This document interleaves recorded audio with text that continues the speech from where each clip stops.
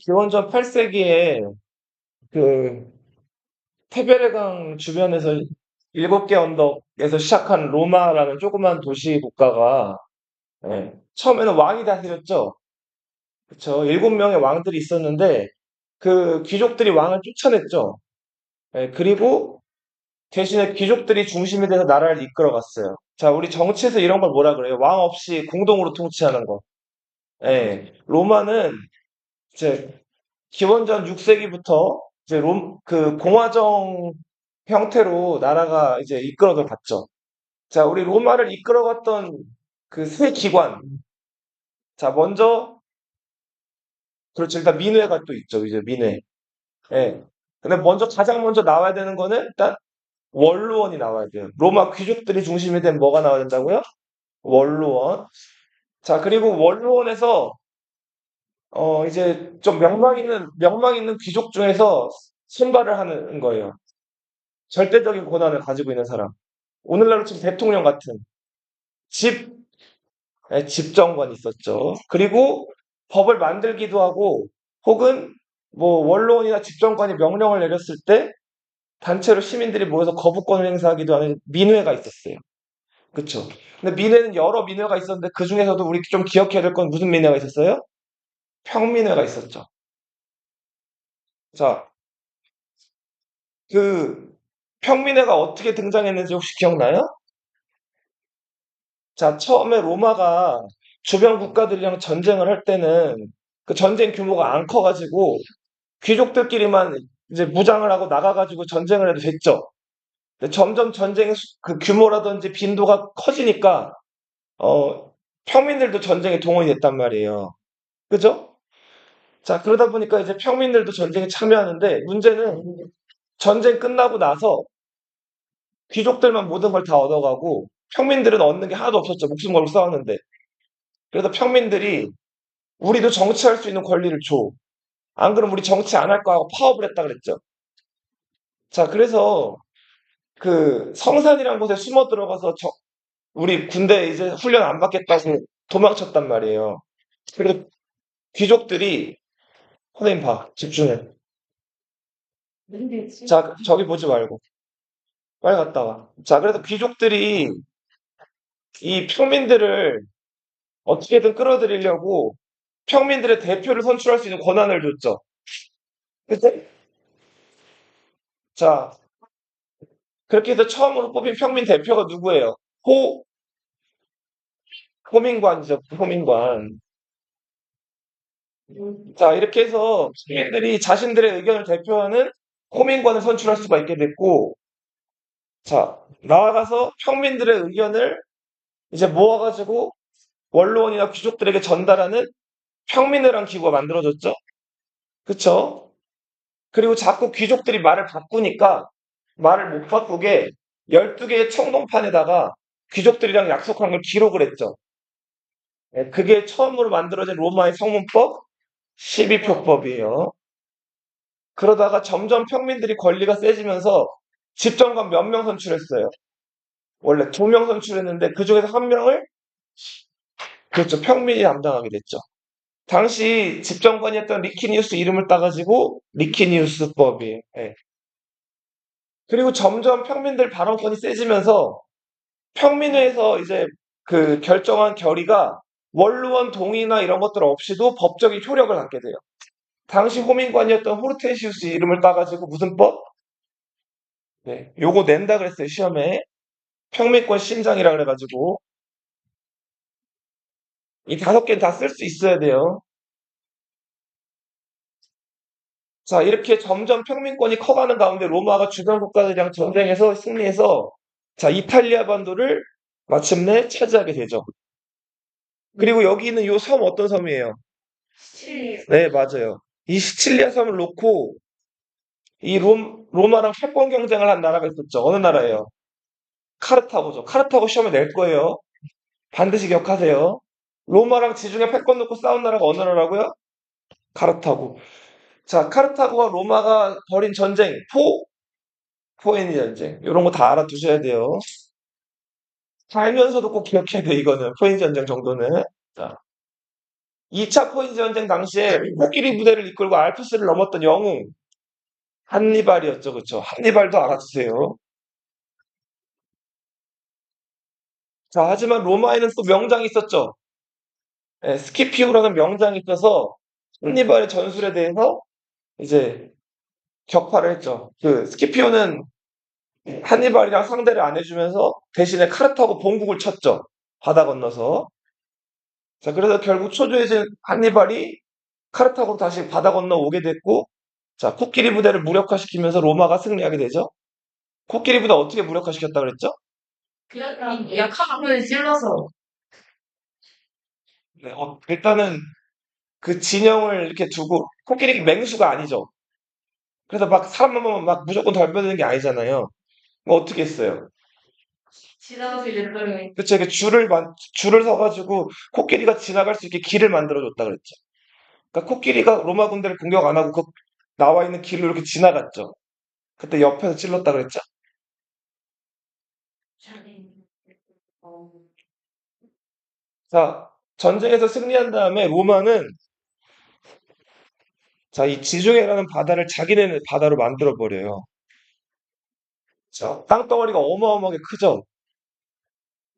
자, 이렇게 어마어마한 땅덩어리를 정복하는 과정에서 여기 원래 살던 사람들 다 지배했겠죠. 지배한 사람들 다 뭐가 됐을까요? 노예가 됐겠죠, 그렇죠? 슬레이브, 노예가 됐단 말이에요. 자, 그래서 이 노예들을 잡아와가지고 귀족들이 차지하게 된 그 넓은 땅을 농사짓게 했어요. 자, 이때 귀족들이 가지게 된 그 넓은 땅을 뭐라고 부른다고 했어요? 라? 이유 하나 시험을 낸다 그랬어요, 이것도. 알아두세요.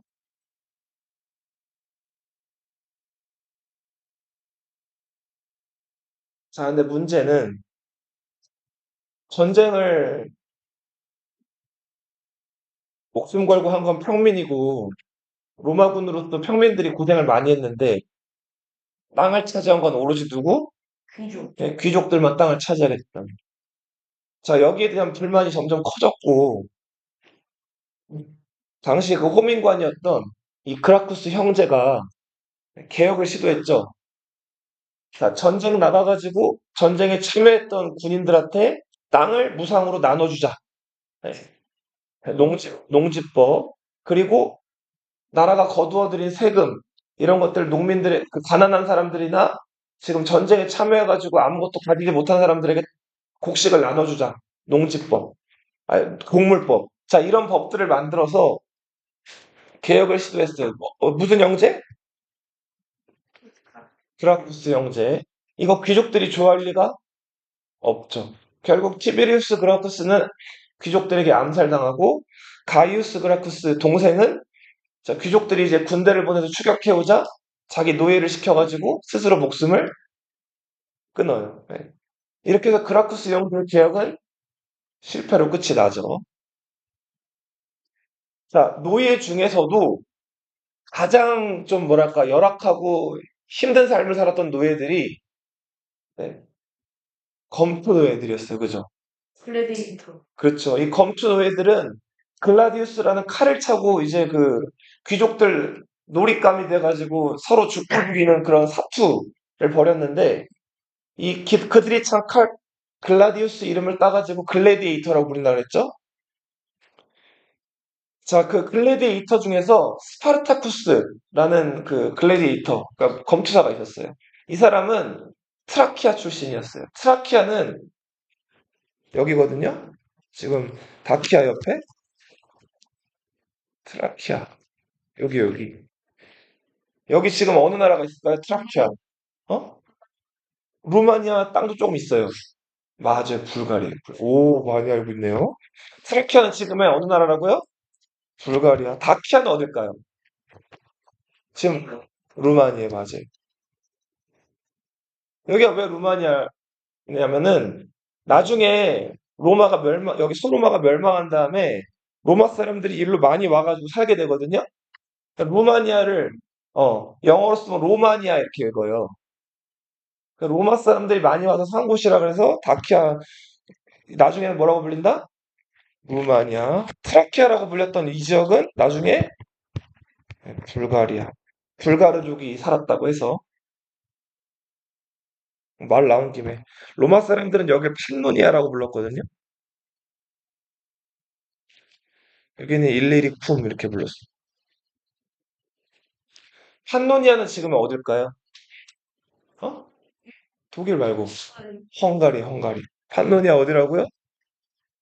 헝가리. 일리리쿰, 세르비아. 세르비아 땅도 좀 있고 크로아티아. 스로바티아에. 네. 자, 이거 알아두세요. 네. 갈리아는 어딜까요? 갈리아. 이게 지금 여기 이 표현은 다 라틴어 표현이고 로마 사람들이 부르던 표현 갈리아는 프랑스예요. 프랑스. 맞아요. 히스파니아 어디예요? 지금 에스파냐라고도 부르죠? 게르마니아는 어딜까요? 독일이죠. 일반. 그렇죠. 맞아요. 여기 갈리아, 히스파니아 일대 많이 살던 민족은 켈트족이에요. 브리타니아는 어디 그죠? 그리스어로 프리테나카이라는 표현이 있는데 그게 문신을 많이 했다는 뜻이에요. 그리스 사람들이 이 섬나라 영국에 예전에 가봤더니 여기 문신하고 물고기 잡는 사람들이 많은 거예요. 잠수해서. 왜 문신을 할까요? 가오? 무엇 대신에 음식의 예를 이게 중국에서 오나라라는 나라 들어봤죠? 오나라, 월나라. 자, 이 나라 사람들도 사기 기록에 보면은 문신을 많이 했다고 하거든요. 오나라가 습지랑 강이 많아요. 거기 사람들 잠수해가지고 물고기 잡는데 문신을 많이 해요. 왜 그럴까요? 그, 안 들키게. 맞아요. 물고기로 위장하는 것도 있고, 그 민물에서도 좀 사나운 물고기들이나 이렇게 사람을 공격하는 물고기들이 있었다 그래요. 근데 그렇게 문신을 하면 그런 물고기들이 도망갔다 그래서 그런 미신이 있어가지고 아무튼 물고기들을 피하기 위해서도 또 문신을 했다 그래요. 그래서 아무튼 문신 많이 한 사람이란 뜻의 프리테나카이 거기서 유래한 말이 프리타니아예요. 영국. 네. 그리고 프리지아 사람들은 이게 이제 여기가 지금 터키 지역이거든요. 이 사람들은 빨간 모자를 썼어요. 프리지아 사람들이 뭐 썼다고요? 빨간 모자. 근데 그 노예에서 해방되면 죄송해요. 노예에서 해방되면 주인이 그 노예한테 빨간 모자를 줬어요. 그래서 이 해방을 상징하는 빨간 모자가 프리지안 캡이에요. 자, 그래서 나중에 프랑스 혁명 당시에 빨간 모자 쓰고 다니는 사람들이 많거든요. 그 모자는 무슨 모자다? 여기 나와 있는 프리기아 모자다. 네. 프리기아라고도 읽고 프리지아라고도 읽고. 아라비아 하면 아랍 쪽. 사우디아라비아 들어봤죠? 마우레타니아 하면 어딜까요? 모로코, 그렇지. 누미디아 하면 어딜까요? 알제리에, 그렇지. 그리고 여기 캡타고가 있는 여기는 튀니지. 기술을 키레나이카는 어딜까요? 맞아요. 오, 많이 알고 있네요. 네. 여기 예루살렘 수도로 하는 이스라엘. 이스라엘. 이방이다. 자, 여기 두 강, 이거 무슨 강이죠? 티그리스 강과 맞아요. 그리고 두 강 사이에 비옥한 초수달 지대, 메소, 메소포타미아 지역. 자, 이 이스라엘 사람들이 믿는 종교가 뭐였죠? 유대교였죠? 자, 유대교에서는 유일신 누구를 믿어요? 알라는 여호와 하나님을 믿죠? 자, 그런데 그런 이스라엘 지역이 로마에게 지금 어떻게 됐어요? 정복당했죠? 예. 여기서 많이 이제 충돌이 생깁니다. 로마는 그리스 로마 신화잖아요. 그리스 신들을 수입해 와가지고 자기네 라틴어로 이름만 바꿔가지고 자기들이 신으로 섬겼단 말이에요. 로마는 유일신이에요? 다신교예요? 다신교예요. 근데 지금 점령한 이스라엘 사람들은 유일신교예요. 오로지 하나님만 믿는단 말이에요. 여기 기원전 10세기에 이 유대인들이 이집트에 잡혀가죠. 잡혀가는데 모세라는 선지자 들어봤어요? 예, 모세가 그죠? 당시 이집트 왕이었던 람세스한테 10가지 재앙을 내리죠. 그래서 막 그쵸, 메뚜기 때부터 해가지고 큰아들이 죽는 거에서 맞아요. 강인. 자, 그러다가 모세가 유대인들을 데리고 이렇게 광야로 나오죠. 이 광야 여기 어디예요? 시나이라고 하는 곳이에요. 여기서 40년 동안 헤매죠. 그쵸? 그리고 홍해를 가르고 예루살렘으로 가잖아요. 그쵸? 졌다. 자, 아무튼 얘기가 좀 길어졌는데 트라키아 얘기하다 여기까지 왔어요. 자, 이 트라키아 출신의 그 노예가 여기 노예가 하나 있었어요. 그 노예가 이름이 여기 나와 있는 스파르타쿠스였어요. 불가리아가 여기 트라키아에서 잡혀가지고 로마로 로마 바로 아래에 있는 여기 카푸아라는 도시로 끌려왔어요. 이 카푸아에는 당시 검투사를 양성하는 양성소가 있었어요. 여기서 인간 이하의 취급을 받아요. 이게 뭐야? 인간. 일단은 너희 저 UFC 이런 거 알아요? 혹시? 격 격투기 이런 거 본 적 있어요? 그 옥타 또 나왔네. 몇 각형이에요? 육각형. 옥타가 몇이에요? 팔각형이죠, 그쵸? 옥토퍼스가 문어잖아요, 팔. 그죠? 그 팔각형 철장 안에서 격투기 선수들끼리 어떻게 해요, 서로? 싸우죠? 서로 막 피 나도 막 싸우죠? 하나 기절할 때까지. 자, 그런 아주 극한의 어떤 네, 그런 검사들끼리 그런 싸움 훈련을 받은 거예요. 그러다가 지면은 질문. 처음엔 죽진 않고 죽을 정도로 패요. 그리고 채찍질 당하고.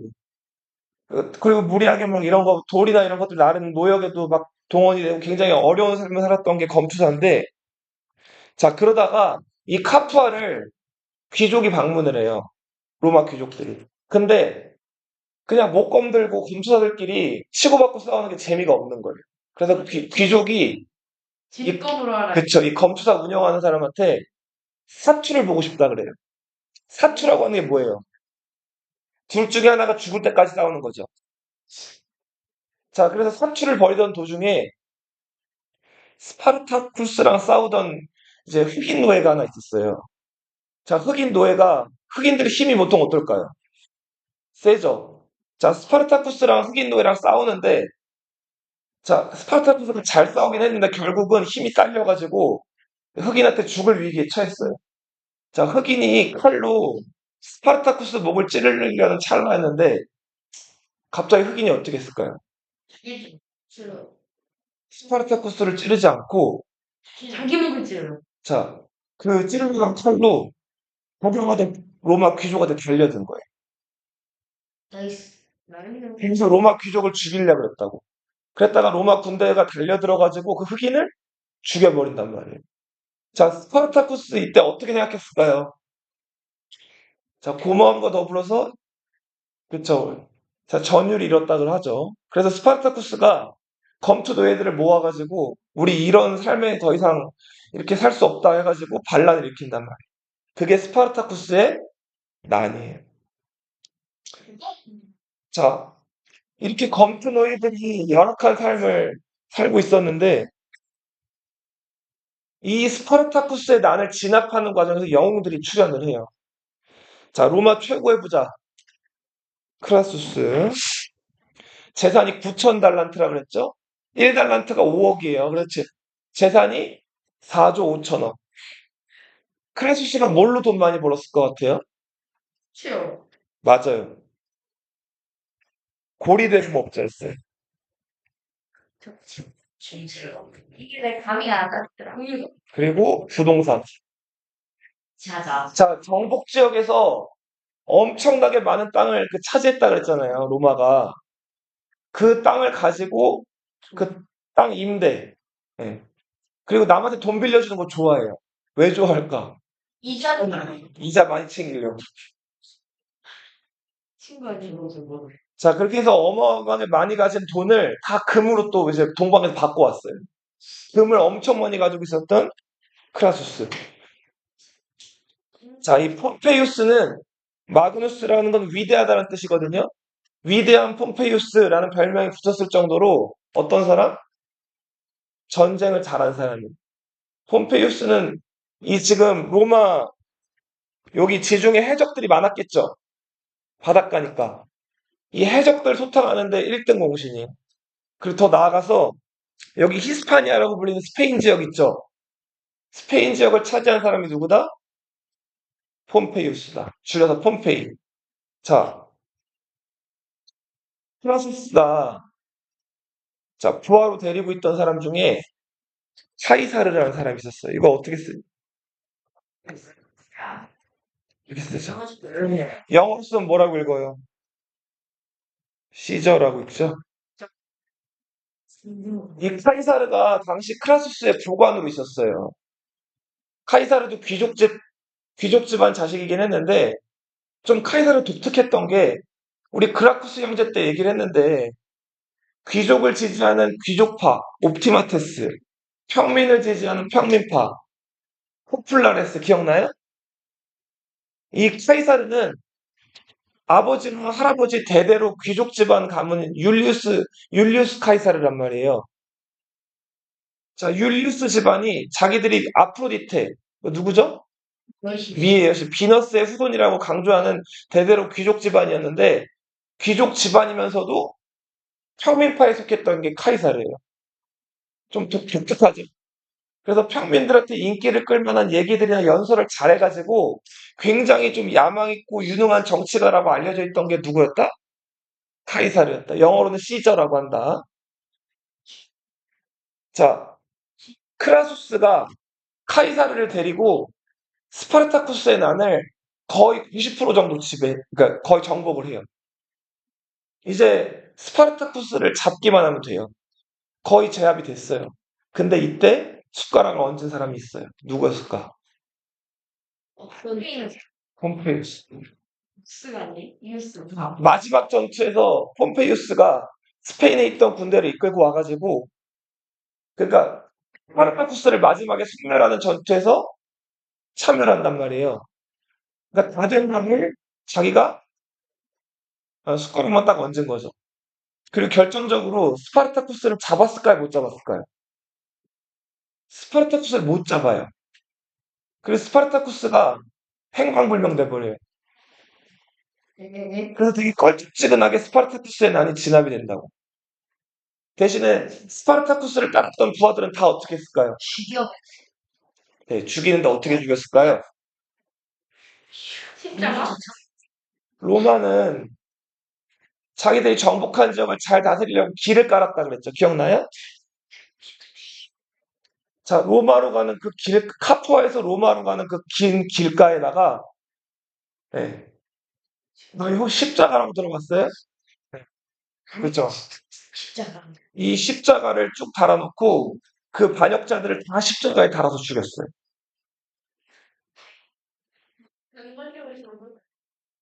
그렇게 해서 스파르타쿠스의 난이 진압됐어요. 자, 전쟁이 끝났는데 봐요. 그래서 돈이 많았죠? 폼페이우스는 인기가 많았죠? 그, 카이사르는 야심이 많았어요. 근데 봐봐.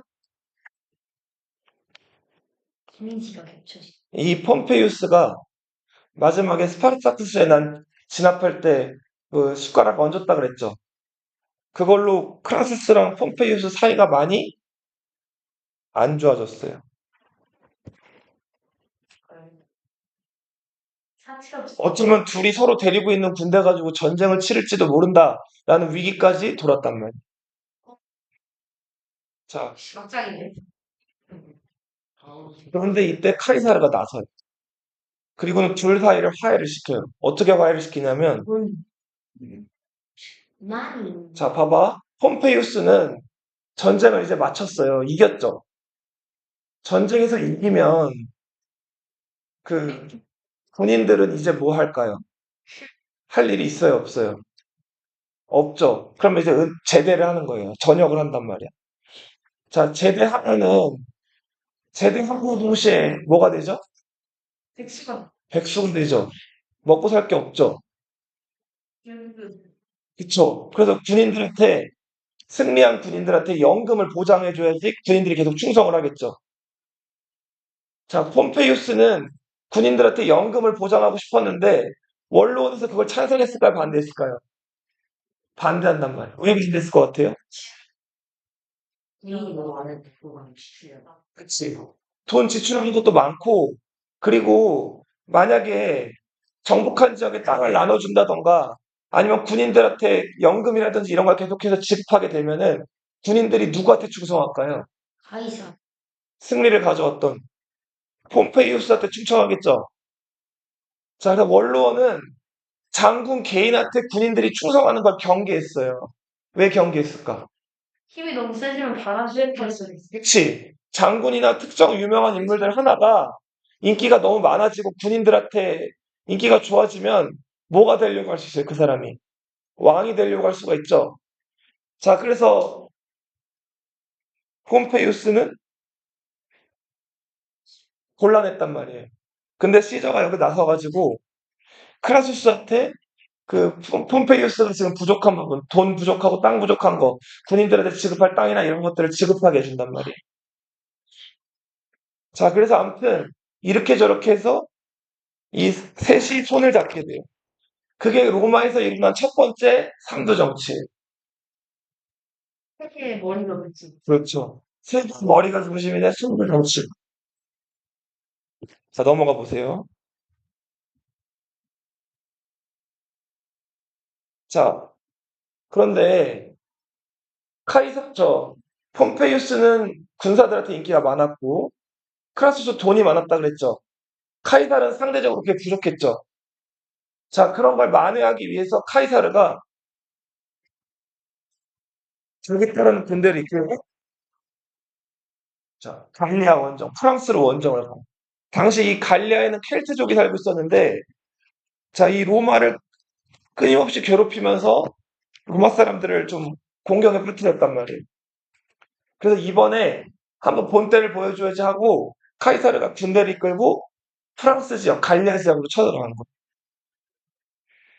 자, 기원전 59년에 갈리아 원정이 시작이 돼요. 그리고 52년, 몇 년 걸렸죠? 7년 걸렸죠?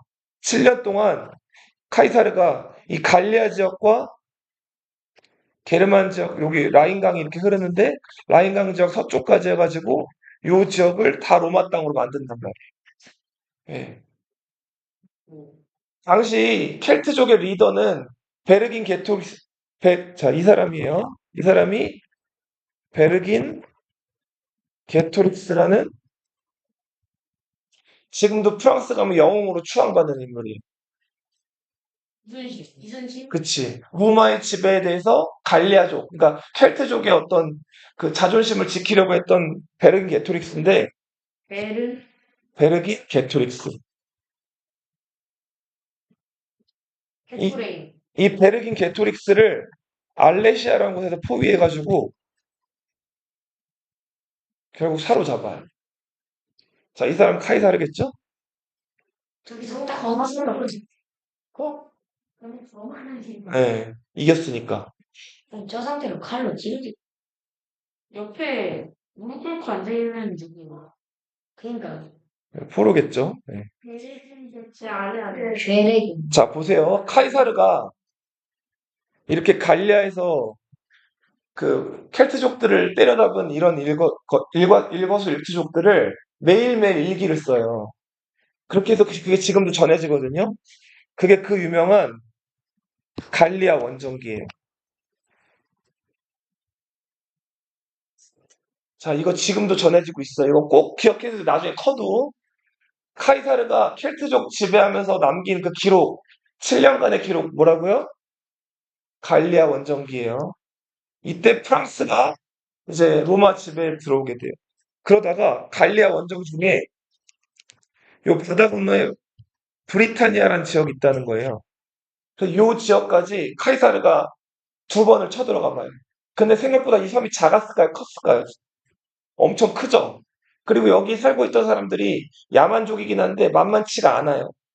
그래서 카이사르 때는 여기를 정복은 안 하고 한번 여기 있던 야만족들 몇몇 전투만 몇 번 해보고 돌아온단 말이에요. 자, 신기직하다. 이제 이 카이사르가 갈리아를 정복을 하고 막강한 그 이제 여기 갈리아 사람들이 가지고 있던 뭐 금이나 은 그리고 여기서 갈리아 사람들을 군단으로 또 편입시켜가지고 군대도 많이 확보하고 인기도 엄청 얻었어요. 로마에 있던 원로원들은 이거 좋아했을 것 같아요? 안 좋아했을 것 같아요? 안 좋아하죠. 카이사르 인기가 너무 높아져. 자, 그리고 요 무렵에 크라수스가 동방으로 원정을 가요. 카이사르의 질세라. 당시 동방에는 파르티아라는 나라가 있었어요. 자, 파르티아 원정을 갔다가 크라수스가 이겼을까요? 졌을까요? 크라수스가 져요. 근데 진 정도로 끝나는 게 아니라 적한테 잡혀요. 네? 네? 그 다음 어떻게 됐을 것 같아요? 저요. 처형을 당하는데 어떻게 처형당했을까? 단두대. 식사시켜요. 진짜 프란시스가 뭘로 돈 많이 벌었다 그랬죠? 대금업. 사채, 보리, 대금업자한테. 그쵸. 보리대금업으로 돈 많이 벌었다 그랬죠? 선생님 봐봐. 자, 높은 이자 받아가지고 돈 벌어 챙기는 게 사채업자들이죠. 자, 그러면은 돈 빌린 사람들은 엄청 괴롭겠죠. 이자에 시달리느라고. 그죠? 원망이 되게 많았겠죠. 크라수스가 자기는 부자인데 많은 사람들 원망을 샀단 말이에요. 그래서 크라수스 손가락질하고 욕하는 사람들이 많았었어요. 크라수스 어떻게 죽였냐면 입을 벌리게 한 다음에 집어넣어. 너 그동안에 돈 많이 벌었지? 너 돈, 너 금 좋아하지? 자, 금을 녹여. 그 다음에 뿔떼기에다가 그 여기 목구멍에 대고 이 금 녹인 걸 부었어요. 그래서 여기 식도가 다 금으로 녹아가지고 죽어요. 바로 살. 끔찍하게 죽죠? 네. 저 자, 그렇게 해서 크라수스가 죽으면서 자, 보세요. 삼두 정치의 한 축이 무너졌죠. 이제 폼페이우스랑 카이사르 둘만 남았죠. 자, 근데 폼페이우스랑 카이사르는 결혼으로 엮였어요. 카이사르의 하나밖에 없는 딸이랑 폼페이우스가 정략 결혼을 했었거든요. 자, 카이사르의 딸 율리아가 폼페이우스랑 결혼해서 잘 살다가 아이를 가져요. 근데 아이를 낳던 도중에 그쵸. 아이도 죽고 엄마도 죽어요. 자, 그러면서 이제 폼페이우스랑 카이사르를 연결해주는 끈이 어떻게 됐어요? 끊어졌죠. 근데 카이사르는 갈리아에서 인기를 많이 얻었죠. 자, 원로원 귀족들이 폼페이우스에게 접근을 해요. 야, 저 카이사르 저거 냅두면은 지가 갈리아에서 군대 이끌고 와가지고 왕이 될지도 모르니까 저 저 카이사르를 막을 사람은 폼페이우스 당신밖에 없어. 그리고 원로원 사람들이 폼페이우스를 집정관으로 추대해요. 자, 이렇게 긴장 상황에서 자, 원로원에서 카이사르한테 명령을 내려요. 모든 군대를 갈리아에 냅두고 카이사르 당신 혼자 로마로 돌아오세요. 이게 로마 전통이에요. 외부에서 승리를 거둔 장군은 로마로 돌아올 때 군대를 이끌고 들어오면 될까요? 안 될까요? 안 돼요. 군대를 이끌고 들어오면 반역이에요. 자, 그러니까 군대를 놓고 전통에 따라서 혼자 들어오라고 한다. 근데 카이사르가 이 얘기를 따랐을까요? 안 따랐을까요? 안 따르죠. 이게 그 유명한. 그렇죠. 자, 따르지 않고 루비콘강을 건너죠. 위아도에 하듯이 이때 유명한 말을 남기죠. 주사위는 저는 주사위는 완전 쫙 먼저 좋다. 자, 그래 자기를 따르는 두 개의 군단을 이끌고 로마로 들어온다. 자, 폼페이우스랑 원로원 귀족들은 어떻게 했을까요? 당황했겠죠. 자, 지금 폼페이우스는 전쟁을 전엔 잘했다 그래도 전쟁을 안 한 지 지금 8년이 넘었어요. 감이 떨어졌겠죠. 폼페이우스 판단에 로마에서 카이사르랑 맞아 싸우는 거는 자살행위라고 생각을 했어요. 그래서 폼페이우스랑 원로원 귀족들이 바다 건너 어디로 갔을까요? 여기 어디예요? 그리스로 가요. 이거는 자, 폼페이우스랑 원로원 귀족들이 어디로 도망갔다고요? 그리스로 넘어가요. 이런. 자, 카이사르가 자, 이거를 이제 놓치지 않고 이 브린디시움이라는 로마 항구를 통해서 바로 그리스로 쫓아가요. 자, 그리스로 쫓아간 다음에 여기 그리스 중심에 파르살루스라는 곳이 있어요. 네. 파르살루스라는 곳에서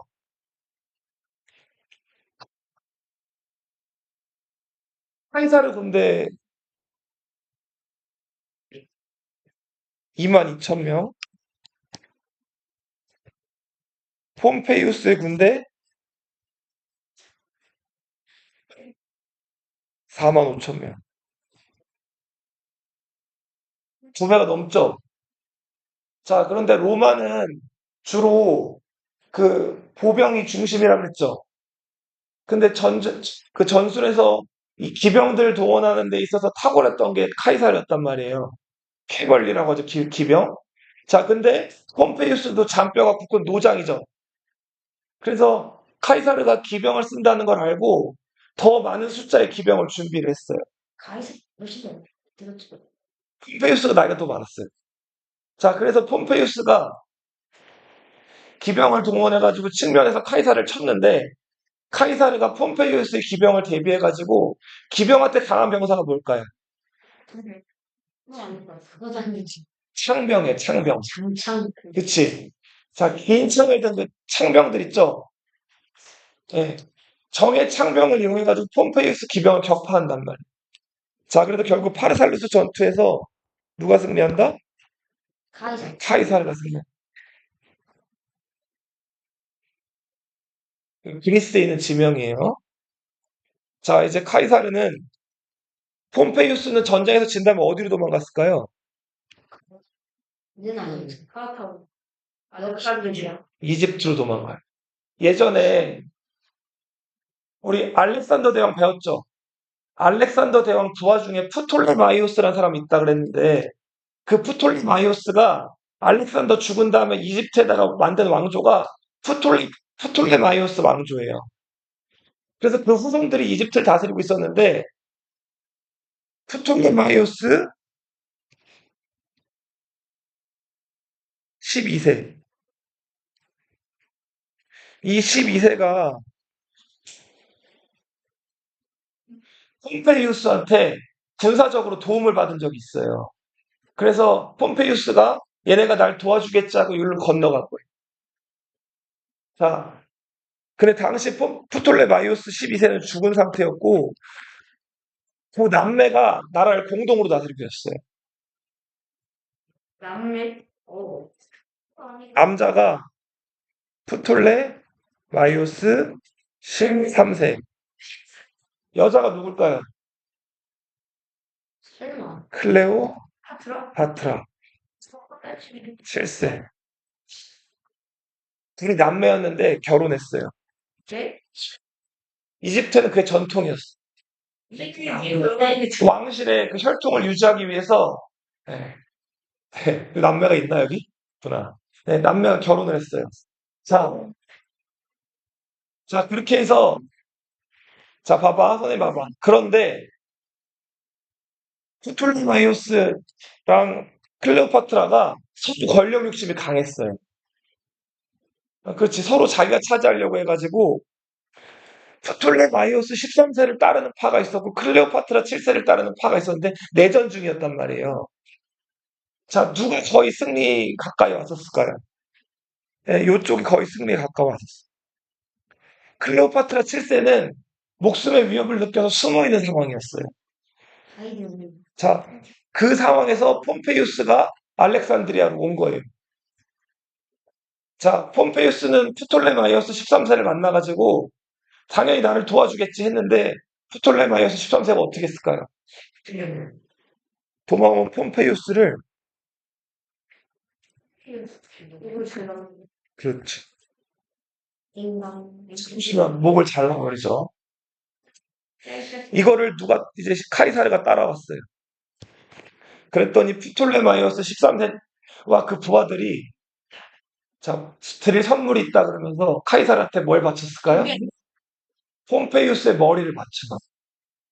자, 근데 카이사르는 여기서 기뻐했을까요? 기뻐하지 않았을까요? 기뻐하지 않아요.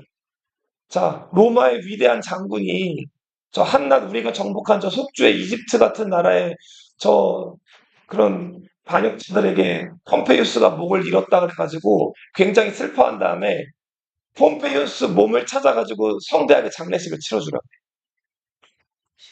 자, 실려가 찾은 거 아니었어요? 그쵸. 근데 이게 정치가들의 술수예요. 속마음이랑 겉마음이 어떤 거예요? 다른 거죠. 자, 그러면서 어떻게 이집트를 지배할까 고민하고 있었는데 이때 누가 찾아와요. 그거 같은 자, 그 나일강이 있죠, 이집트에는. 자, 배를 타고 몰래 이렇게 누가 이렇게 어떤 남자가 찾아오는데 그 남자가 웬 이불 보자기를 갖고 왔어요.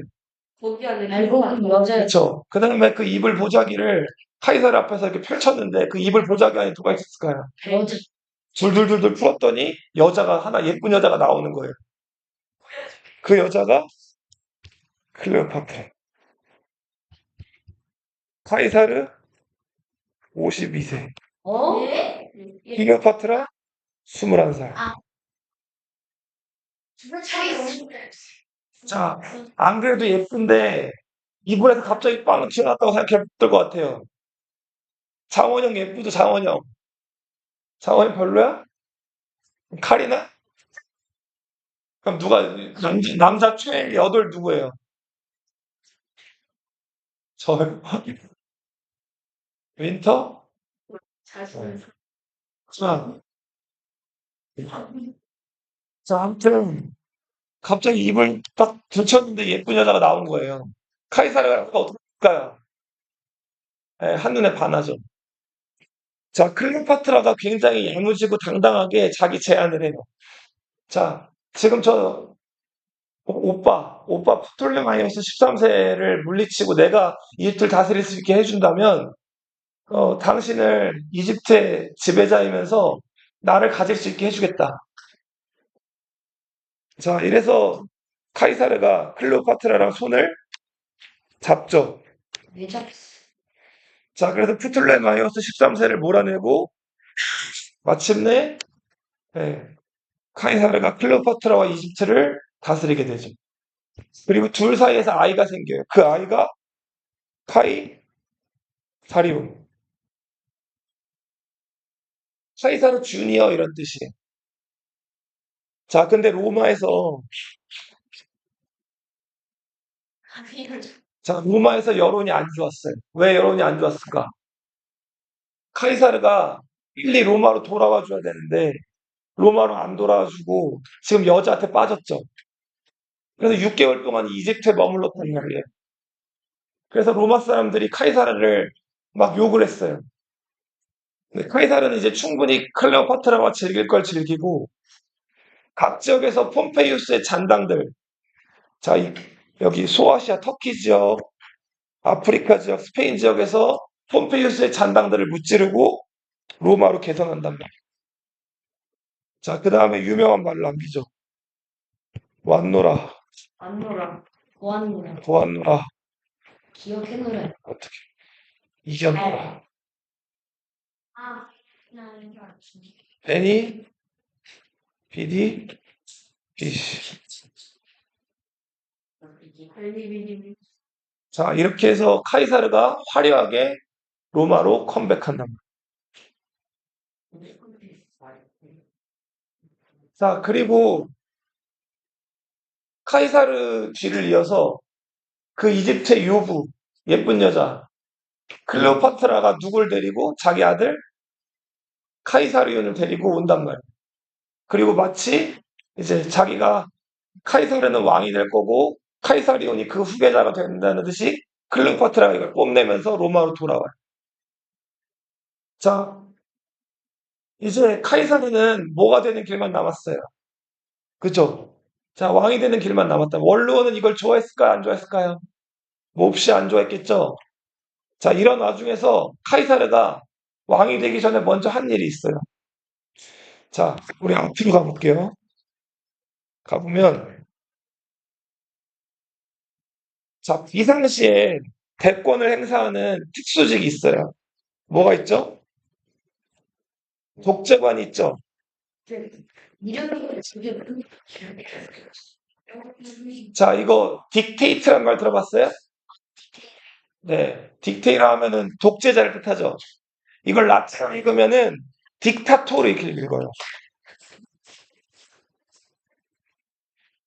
자, 카이사르가 이 딕타토르에 취임을 하는데 임기가 여기 몇 개월이라고 나와 있어요. 6개월이죠. 자, 이 임기를 카이사르가 10년으로 늘려요. 60개월을 자, 이거 10년을 하겠다는 거죠. 자, 그러다가 여기서 이걸 얼마로 늘렸을까요? What the heck? 와. 죽을 때까지 하겠다는 거예요. 네, 박정희 비슷하죠. 자, 이러니까 원로원에서 이거를 달가워할 리가 없죠. 자, 카이사르를 원로원 회의장으로 불러요. 원로원 회의장에는 원래 무기를 갖고 들어가면 안 돼. 자, 근데 여기 지금 손에 뭐가 들려있죠? 자, 원로원의 무방비 상태로 들어온 카이사르를 23번을 찔러요. 자, 가장 자기가 믿었다고 생각했던 자기 애인의 아들, 브루투스.